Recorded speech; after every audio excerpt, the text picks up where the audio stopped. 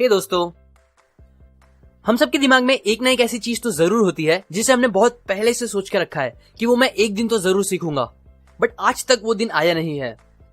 जैसे कि martial art सीखना, कोई लैंग्वेज सीखना, या कुछ भी ऐसा सीखना जो हमें अच्छा फील कराए और कॉन्फिडेंस दे, या फिर कोई ऐसी स्किल सीखना जो हमारे बिजनेस या सक्सेस के लिए इंपॉर्टेंट हो सकती है।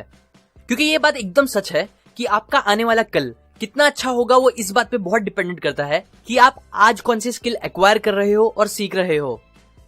इन शॉर्ट बोलूं तो हम सबको अच्छा फील करके आगे बढ़ने के लिए और अपना फ्यूचर अच्छा करने के लिए थोड़ी बहुत अलग अलग स्किल्स का होना बहुत इंपॉर्टेंट है। लेकिन अब प्रॉब्लम यह है कि ज्यादातर टाइम हमें समझ ही नहीं आता कि हम स्टार्ट कैसे करें, कब करें और उस स्किल को सीखे कैसे टाइम निकाल के। क्योंकि मोस्टली हम सबके दिमाग में ये बात बैठी हुई है कि कोई भी स्किल सीखने में बहुत टाइम और एफर्ट लगता है, जो कि एकदम सच नहीं है। ऑथर जॉश कॉफमैन को भी न्यू चीजें सीखने का बहुत शौक था, पर उनकी बेटी के पैदा होने के बाद उन्हें कुछ भी सीखने का टाइम नहीं मिल पा रहा था। सो इसीलिए उन्होंने इस टॉपिक पर रिसर्च करना स्टार्ट किया और ये पता लगाया कि एक नॉर्मल इंसान किसी भी स्किल को बस 20 घंटे प्रैक्टिस करके सीख सकता है। बस 20 घंटे प्रैक्टिस करके वो इतना अच्छा हो सकता है जितना वो सोच भी नहीं सकता। लेकिन हाँ, ये पॉसिबल करने के लिए कुछ रूल्स है जो ऑथर ने 5 पॉइंट्स में डिवाइड करके बताए हैं। और उन्होंने ये बस रिसर्च करके फाइंड आउट नहीं किया है, बल्कि इस 5 रूल्स को फॉलो करके उन्होंने खुद बहुत सी अलग अलग स्किल्स सीखी है 20 घंटे में, जैसे कि touch typing, wind surfing, programming, ukulele etcetera.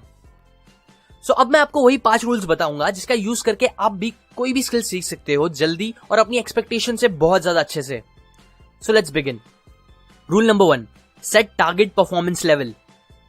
कुछ भी सीखने से पहले आपका ये क्लियर होना बहुत जरूरी है कि आप एग्जैक्टली वो स्किल किस लिए सीखना चाहते हो और कितना सीखना चाहते हो। एग्जाम्पल, मुझे गिटार सीखना है। किस लिए?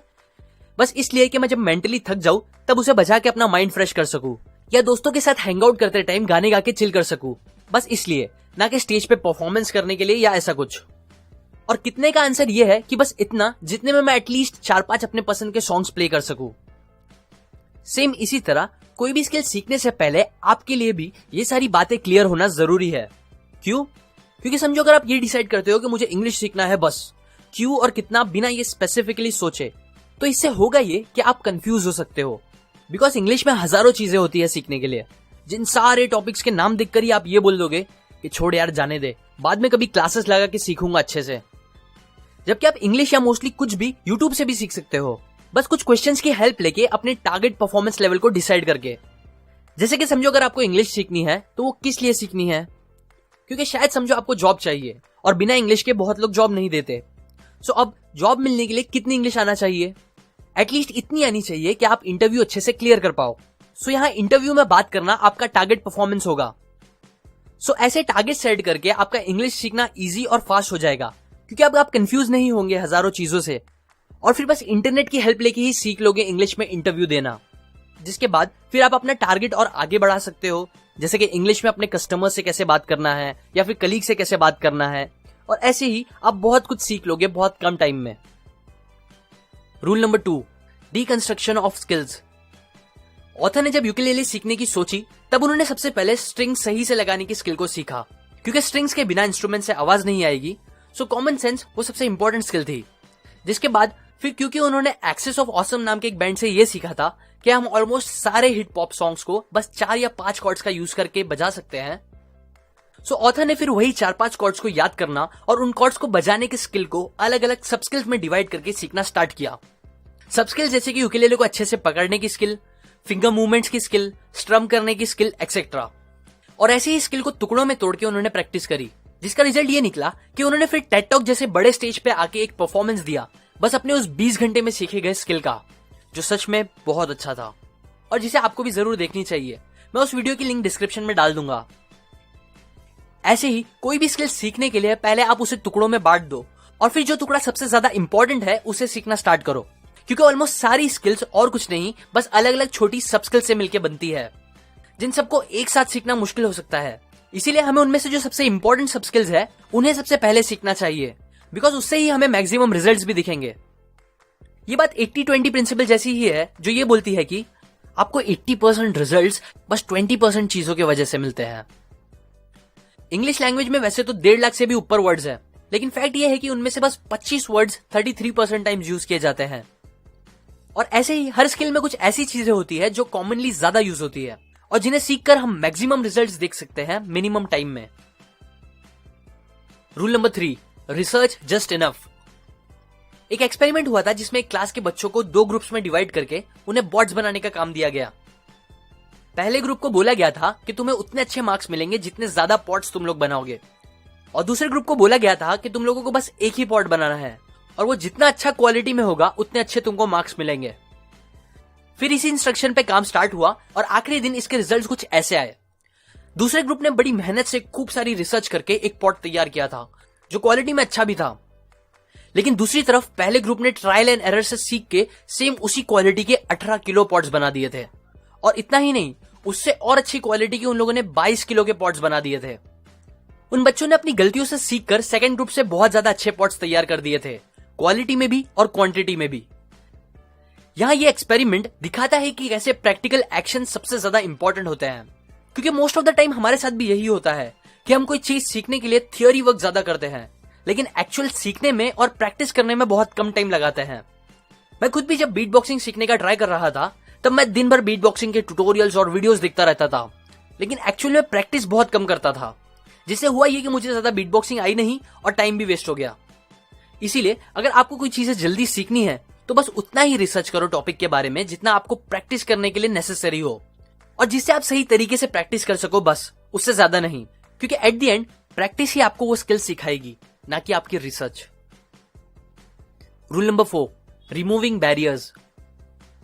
कोई भी स्किल सीखने के लिए 20 घंटे प्रैक्टिस करना ज्यादा मुश्किल नहीं है, क्योंकि अगर आप दिन के बस 40 मिनट भी प्रैक्टिस करोगे तो 1 महीने में ये चीज कंप्लीट हो जाएगी।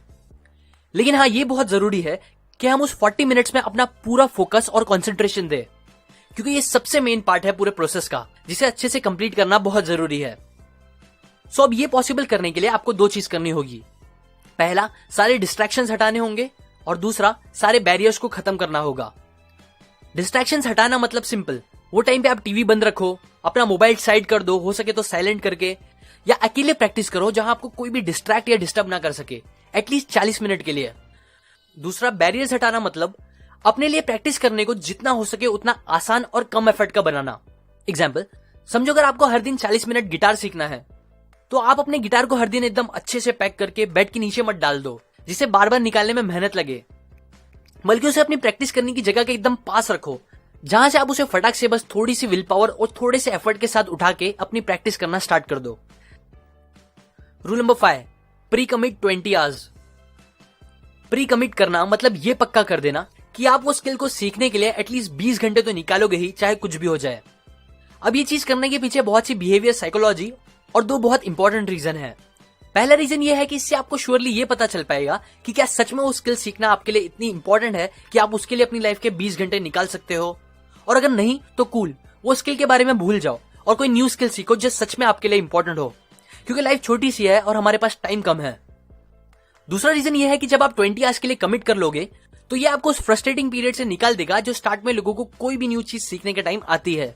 कोई भी ये नहीं चाहता कि वो स्टूपिड लगे और उसे कुछ करना नहीं आए, लेकिन फैक्ट ये है कि कोई भी चीज सीखते टाइम हमारा स्टूपिड दिखना और फ्रस्ट्रेट होना फिक्स होता है। इसलिए जब हम 20 घंटे का कमिटमेंट देंगे तो इस 20 घंटे में वो चीजें एकदम खत्म हो जाएगी जो हमें सबसे ज्यादा कुछ भी नया सीखने से रोकती है, और उसके बाद हमें सीखने में बहुत मजा भी आने लगेगा क्योंकि रिजल्ट्स भी दिखने लगेंगे।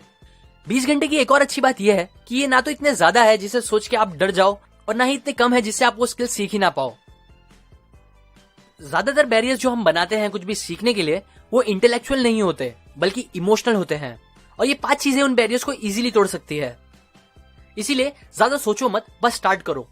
पहले मुझे कमेंट करके बताओ आप इन स्टेप्स का यूज करके कौन सी स्किल सीखना चाहते हो, और फिर जल्द से जल्द उस स्किल को सीखना स्टार्ट कर दो, बस दिन के 40 मिनट निकाल के।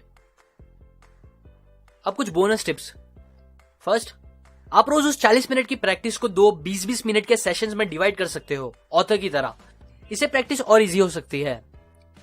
सेकंड, जितनी भी मोटर स्किल्स होती है जैसे कि गिटार सीखना, टाइपिंग सीखना एक्सेट्रा, ये स्किल्स आपका रात में सोने से पहले सीखना बहुत ज्यादा फायदेमंद हो सकता है, क्योंकि इसके पीछे बहुत से साइंटिफिक एविडेंस है, और ऑथर ने ये खुद भी एक्सपीरियंस किया है कि जब वो रात में टाइपिंग सीखने के बाद सोते थे तो सुबह उठने के बाद उनकी टाइपिंग स्पीड अपने आप और ज्यादा अच्छी हो जाती थी। अब वीडियो से हटके एक बात, सीखन एप्लीकेशन के इश्यूज सॉल्व हो गए हैं, सो आप उसे नीचे दिए हुए डिस्क्रिप्शन और कमेंट में जाके डाउनलोड या अपडेट कर सकते हो। ये ऐप अभी के लिए बस प्ले स्टोर पे ही अवेलेबल है, सो सॉरी फॉर दैट। अब वापस बुक की बात करें तो ये बातें मैंने आपको द फर्स्ट 20 आवर इस बुक से बताई है। अगर आप इन स्टेप्स को अच्छे से सीखना या देखना चाहते हो कि ऑथर ने कैसे इन स्टेप्स का यूज करके अलग अलग स्किल सीखी है, तो आप डिस्क्रिप्शन में जाके वो बुक खरीद सकते हो। और अगर आप मेरे वीडियोस को कभी मिस नहीं करना चाहते तो आप सब्सक्राइब करने के बाद बेल पे बने आइकन पे क्लिक कर दे। उसके बाद एक और इंपॉर्टेंट स्टेप, आप सेंड ऑल नोटिफिकेशन के बॉक्स पे क्लिक करो, तभी आपको सारे नोटिफिकेशंस आएंगे।